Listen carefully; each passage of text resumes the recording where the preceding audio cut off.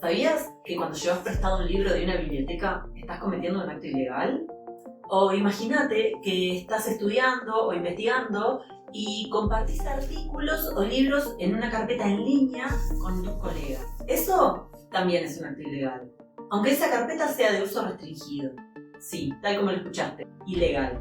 Hola, mi nombre es Agustina Rodríguez, soy artista y curadora y hoy vamos a hablar de cómo la actual ley de derechos de autor incide en la educación, en la investigación y en la producción artística. Más específicamente, nos vamos a centrar en los materiales de archivo que fueron producidos por los medios de prensa masivos en el periodo de dictadura cívico-militar. ¿Cómo hacemos para preservar y difundir archivos, fotografías, videos o documentos que son esenciales para construir la historia de nuestra sociedad? Este año se conmemoran los 50 años del golpe de Estado y poder acceder a estos materiales que nos permitan difundir información es fundamental. Esto es importante para que cada uno y cada una pueda tener su propio punto de vista. Cuando intentamos difundir materiales producidos por la prensa escrita, oral o televisiva de esa época, nos encontramos con un montón de problemas que derivan de esta ley. La memoria y los relatos sociales tienen que construirse de manera colectiva y con diversas fuentes. Pero ¿cómo hacemos si no podemos acceder y difundir estos materiales? ¿Qué pasa si nuestra capacidad de acceder a la información se ve recortada? Para hablar de este tema, invitamos a Patricia Díaz, abogada especialista en derechos de autor y coordinadora del Laboratorio de Datos y Sociedad, DATISOC. Hola Patricia, ¿cómo estás? Muchas gracias por estar acá y por compartir este espacio. Hola Agus, gracias por invitarme. Hoy nos toca hablar de la Ley de Derechos de Autor y de su relación con las actividades de investigación, de educación y específicamente también con las actividades relacionadas con la preservación y difusión del patrimonio histórico. La Ley de Derechos de Autor es del año 1937, pero ha tenido varias decenas de modificaciones. La cuestión es que estas modificaciones han sido siempre para mejorar la situación de los autores, y eso está bien, pero se ha olvidado de aspectos relacionados con el interés público, como la educación, la investigación, las bibliotecas y los archivos. Deben ser también protegidas por la Ley de Derechos de Autor para que exista un equilibrio entre la protección al autor y el interés público. Para hablar sobre derechos de autor, vamos a tratar de entender primero qué es una obra. Una obra es cualquier creación del intelecto humano que tenga una expresión formal. La Ley de Derecho de Autor no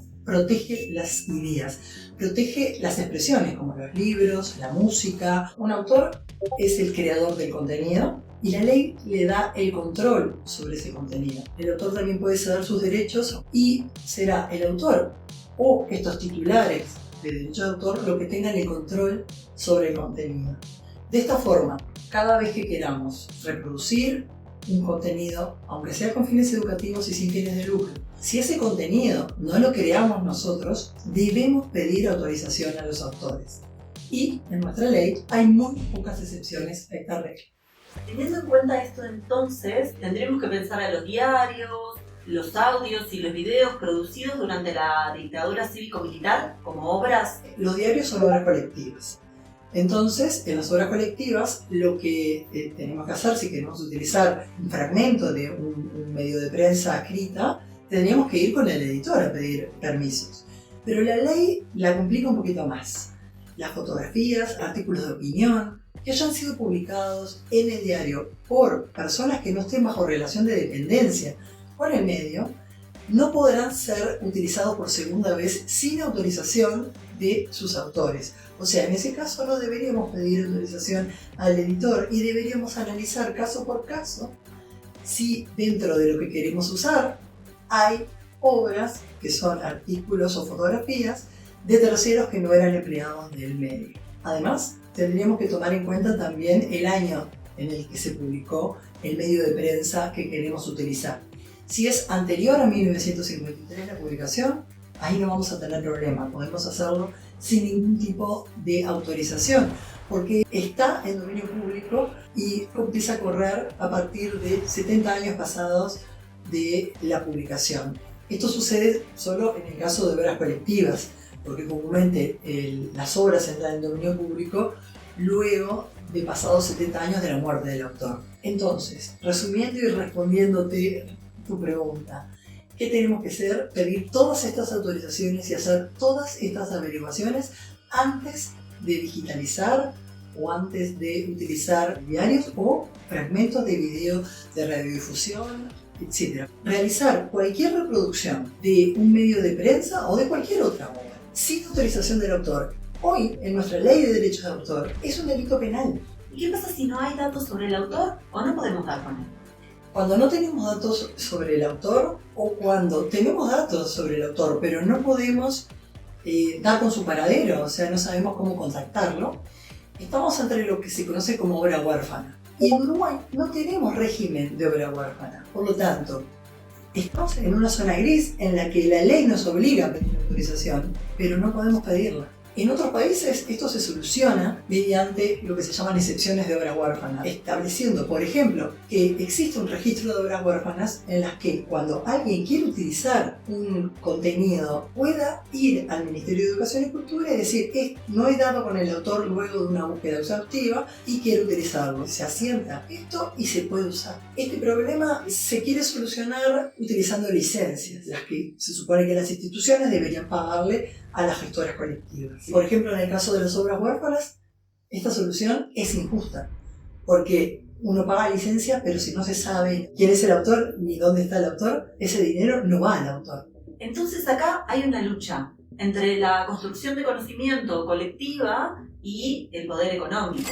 Y si imagínate, si por ejemplo tenemos un proyecto de investigación que quiere utilizar contenidos que se publicaron en los años 70, 80 o 90, debería averiguar quién es el creador de cada fotografía de una colección que tengan en el archivo, por ejemplo, o de cada manuscrito, de cada informe, de cada pieza de contenido, y no solo averiguar quién es, sino averiguar si está vivo y averiguar si hay herederos. Entonces aquí estamos ante lo que se conoce como los costos de transacción. Son el trabajo de horas de salir a buscar autorizaciones. Lo que termina sucediendo es que estos costos de transacción terminan trasladando a los proyectos a un espacio de ilegalidad o, por otro lado, los proyectos nacen muertos. Cuando se ponen a analizar los aspectos legales, deciden directamente no seguir adelante con el proyecto. Y me imagino que lo que sucede es que muchas de las personas que realizan este tipo de proyectos no saben que están cometiendo actos ilegales.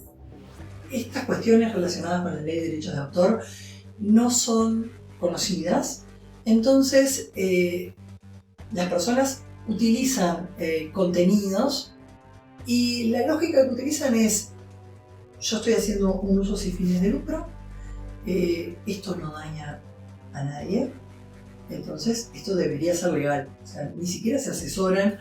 Más que nada los problemas vienen cuando estos usos se trasladan a entornos digitales.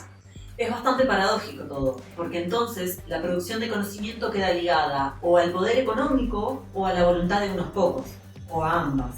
Es decir, si no tenés plata y tiempo, en definitiva también es plata, no puedes desarrollar y compartir conocimiento. Y aún teniendo el dinero, si el titular no permite mostrar el documento, no se puede usar. No podemos mostrar lo que producían los medios de prensa masivos, que en definitiva son quienes en parte generan la agenda.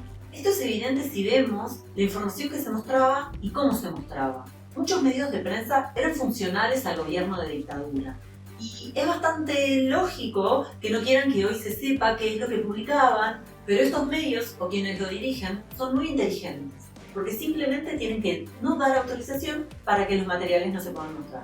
Sí, es cierto. De hecho, la legislación de derechos de autor puede utilizarse con fines de censura, tal como está planteada hoy. Y básicamente el control lo tienen los editores o las personas que están a cargo de los medios. Y si alguien quiere utilizar fragmentos de ese mismo medio en los años 70, puede ser tolerado. La ley de derechos de autor es de cumplimiento o de persecución privada. El medio puede decir, dejo que lo usen, hasta que incomoden. Cuando en algún momento lo que se publica incomoda, perfectamente podrían ir y utilizar la ley de derechos de autor diciendo: este contenido es mío, no debería ser publicado.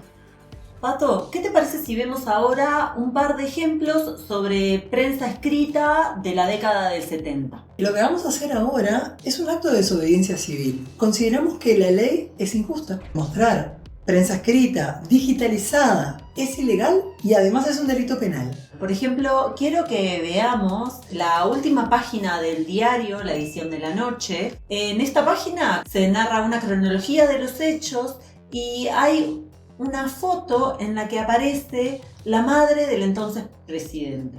A mí me parece interesante porque creo que esta página podría ser utilizada, por ejemplo, por investigadores o investigadoras que estuvieran estudiando desde una perspectiva de género cuál era el rol de la mujer en ese momento. ¿Qué podríamos o no podríamos mostrar de esta página? Para usar legalmente esta página deberíamos pedir permiso al editor. De hecho, este diario ya no existe más y estaríamos ante una obra huérfana. Pero si la intención es mostrar quizá fragmentos, no la página completa, podríamos ampararnos en una excepción que hay en la Ley de Derechos de Autor que permite reproducir noticias, fragmentos de interés general, reportajes y grabados. Atención, grabados no son fotografías, grabados son dibujos.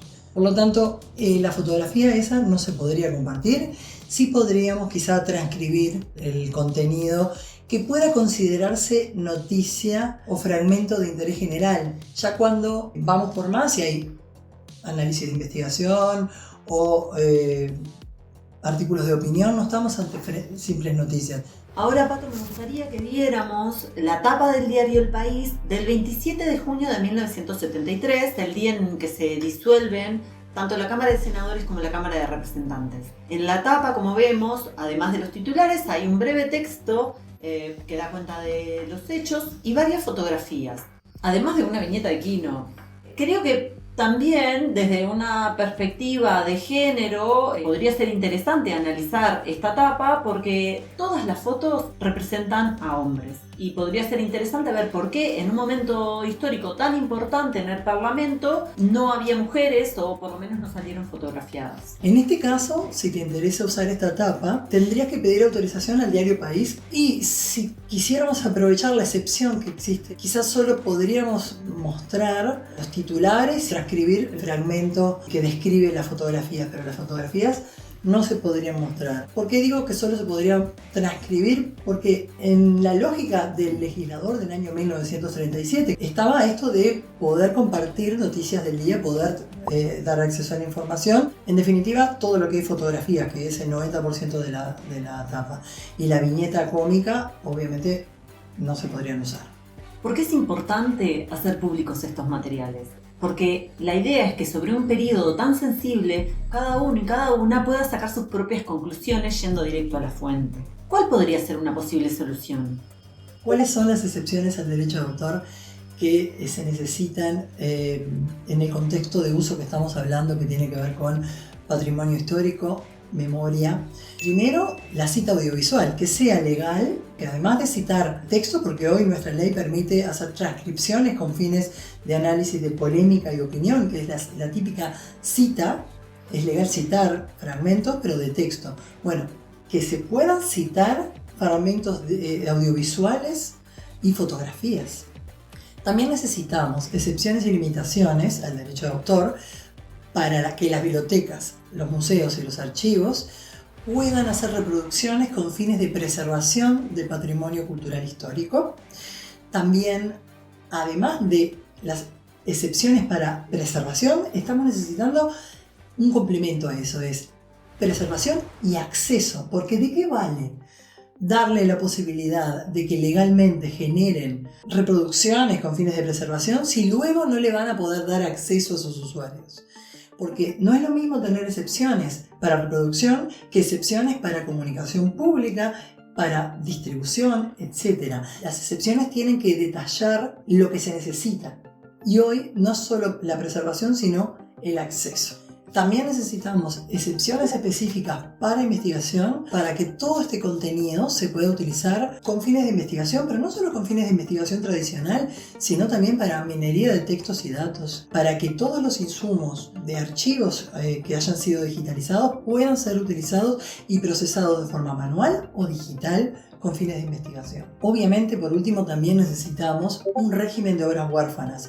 Ya vimos que cuando no hay posibilidad de permitir cualquier tipo de uso sobre obras a las que no se conoce el autor, necesita generarse un mecanismo para que esas obras puedan ser utilizadas por la comunidad. De hecho, estos reclamos no suceden solo en Uruguay. La Federación Internacional de Bibliotecas, la IFLA, y también el Consejo Internacional de Archivos vienen trabajando fuerte a nivel internacional en la Organización Mundial de la Propiedad Intelectual para lograr excepciones y limitaciones con fines de preservar el interés público para que toda la población pueda acceder a los materiales de memoria y de archivo y patrimonio histórico. Muchas gracias por compartir tu punto de vista sobre este tema y esperemos que esta conversación sirva para modificar lo que sea necesario para que tengamos una ley clara, cumplible y flexible.